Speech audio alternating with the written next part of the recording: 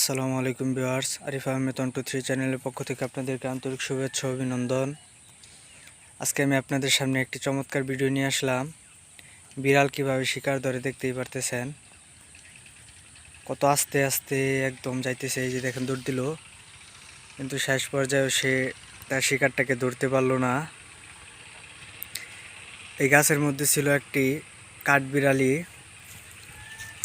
তো সে কাঠবিড়ালিটাকে ধরার জন্য অনেক চেষ্টা করলো, কিন্তু কাঠবিড়ালিটাকে ধরতে পারলো না। আবার গাছের দিকেও তাকায় আছে।